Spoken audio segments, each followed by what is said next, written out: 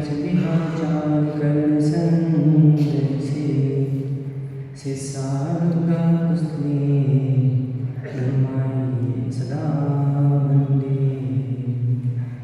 अंतर्तीर्थ सिद्ध परमेश्वरी भगवान की वर्तमान शासन मध्यमान स्वामी की आचार्य भगवान को आचार्य पद देने वाले श्री सूर्य गच्छाचार्य बुंदेलखंड के प्रथम आचार्य गणाचार्य श्री राम सागर जी महाराज जी की परम पूजनीय दीक्षा शिक्षा प्रदाता आचार्य शुद्ध सागर जी महाराज जी की शास्त्र की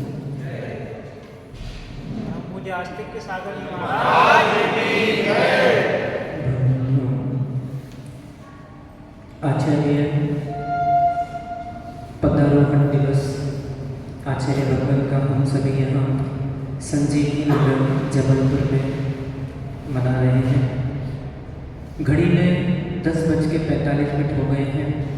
मुझे भी पसीना आ रहा है और आप लोग के चेहरे भी मुझे थोड़े उदास से लग रहे हैं, क्योंकि जब गर्मी में समय ज़्यादा हो जाए तो भले नई नई कहो, पर समझदार लोग समझ जाते हैं कि अंदर किसकी समझदारी कितनी है। हम आज के साधु नहीं हैं, हम लगभग 15 साल से घर त्याग करके यहाँ बैठे हैं, इसलिए चिंता नहीं करो, हम आपको ज़्यादा नहीं बोलेंगे। आचार्य भगवान का आज आचार्य पदारोहण दिवस है। जैन दर्शन सबका मालिक एक वाला दर्शन नहीं कहा जाता। इस जैन दर्शन में सिखाया जाता है कि सब अपने अपने मालिक हैं। जो जी गुणों को प्राप्त करेगा वो गुणवान कहलाएगा। जिसके पास 36 गुण होंगे, चाहे वो कोई भी हो, वो आचार्य परमेष्ठी कहलाएगा। जिसके पास 46 गुण होंगे, चाहे वो कोई हो, वो अनंत परमेष्ठी कहलाएगा। जिसके पास 28 गुण होंगे, चाहे वो कोई हो, वो साधु परमेष्ठी कहलाएगा। इसलिए उपाध्याय भी हों, सिद्ध भी हों, तो इसलिए शासकों का सबसे प्रथम यह कर्तव्य है कि सबसे पहले यह धारणा अपने अंदर में बना लें कि ये जैन दर्शन सबका मालिक एक वाला दर्शन नहीं है। जैन दर्शन अनेकांत दृष्टि रखता है। आचार्य भगवान के बारे में मैं अधिक नहीं कहना चाहता हूँ। एक जयपुर की घटना में भी आपको सुनाऊँ। 2012 जब दादा गुरु के सानिध्य में जो प्रतिक्रमण यति सम्मेलन जयपुर में हुआ था, उस समय बाबू नगर में आचार्य भगवान की वाचना चल रही थी। हम लोग सब उस समय साधु बन चुके थे, 11 दीक्षित हुए थे। उसमें एक आदमी आचार्य भगवान के पास आया, दोपहर में स्वाध्याय चल रहा था, पंडित था, और वो कहता है कि देखो महाराज, मैं किसी के पास साधु के पास जाता नहीं, थोड़ा मानी भी था, पर मैं आपके पास आया और मैं आपके पास इसीलिए आया हूँ कि मैं ये देखना चाहता था कि जितना मेरा वजन नहीं है, मेरे वजन से ज़्यादा ऐसा कौन व्यक्ति थे जिसने मेरे वजन से भी ज़्यादा इतने सारे शास्त्र रच दिए, इसलिए मैं आपके दर्शन करने के लिए यहाँ पे आया हूँ। तो ऐसे भी लोग हैं जिन्होंने किया। ऐसे एक 16 की बात थी, एक सज्जन थे, वो भी आचार्य महाराज के पास आते ही नहीं, छुप छुप के देखा करते थे कि कैसे हैं, क्या है। क्योंकि आजकल क्या हो गया, श्रावक गुरु के आदेश की प्रतीक्षा करना चाहिए है, पर श्रावक उल्टे हो गए, गुरु की परीक्षा करने लग गए। ऐसी स्थितियाँ आ गई हैं। तो उस समय वो देखते रहे, पर धीरे धीरे उनको समझ में आया कि हाँ, वास्तव में निर्बंध गुरु ऐसे ही होते हैं। अपने आप को समर्पित कर दिया और वे आज भी हमारे सामने दीक्षित क्षुल्लक जी बने हुए हैं।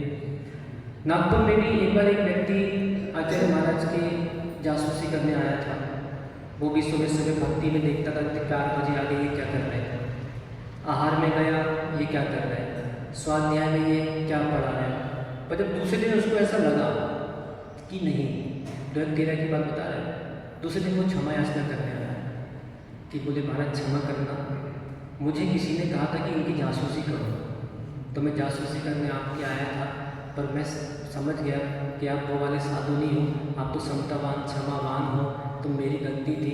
तो उसने क्षमा याचना अपनी करी। सबसे बड़ा सौभाग्य दीक्षा के पूर्व में हमें लगभग मिला आचार्य महाराज के चरणों में, लगभग पौने 2 साल आचार्य महाराज को आहार करने का सौभाग्य हमको मिला। एक तरफ हम, एक तरफ हमारे देव भैया, हम दोनों मिल के काफ़ी आचार्य महाराज के आहार हम लोगों ने कराए हैं। क्योंकि आचार्य महाराज के साथ क्या था, उनको ज़्यादा बोलने वाले को पसंद नहीं थे। उनको लगता था शांति से 2 रोटी खाने जा रहे हैं तो जो शांति से बाजू में खड़े होकर धीरे से आहार करा रहे हैं। हम लोगों ने 100-200 लोगों को आहार कराया। देखोगे कितने सारे भीड़ रहती थी, बहुत जगह स्थानों में बहुत शांति से आहार कराते थे। तो आचार्य महाराज का ये सौभाग्य मिला। आचार्य महाराज का सबसे बड़ी बात, आप लोगों ने बहुत सारी ज्ञानदरियाँ भी दी, सबने सारी बातें की, पर जो मुख्य बात मैं आपको बताऊँ, क्या होता है कि धीरे धीरे साधनाएं बढ़ती जाती हैं, बढ़ती जाती हैं, बढ़ती जाती हैं, और बढ़ने के बाद कभी कभी मार्ग से च्युतपना भी जीवन में आ जाया करता है। पर आचार्य महाराज की इतनी अच्छी बात है कि आचार्य महाराज के बाद लगभग दीक्षा जी कितने साल हो गए, 17 तो आचार्य पदारोहण के हो गए, दीक्षा जी लगभग 25-26 साल के ऊपर हो रहे हैं।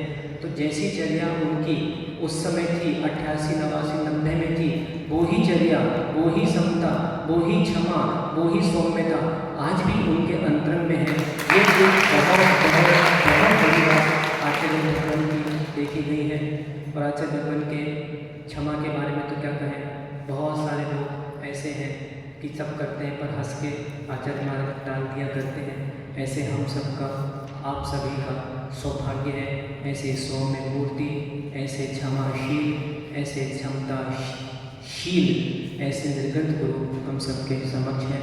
परम पूज्य आचार्य भगवान के चरणों में यहीं से हम अपना सब, आप सब अपना नमोस्तु निवेदित करते हैं। हे भगवान, आप दीर्घ आयु हों और आपके द्वारा इस जैन धर्म का, जैन शासन का नगर नगर, डगर डगर प्रभावना होती रहे और हमारे अंतर में भी आपके गुण सदा विद्यमान रहे, आपकी जरा सदा विद्यमान रहे। बोले परम पूजनीय आचार्य भगवान गुरु श्री 108 विशुद्ध सागर जी महाराज जी की जय।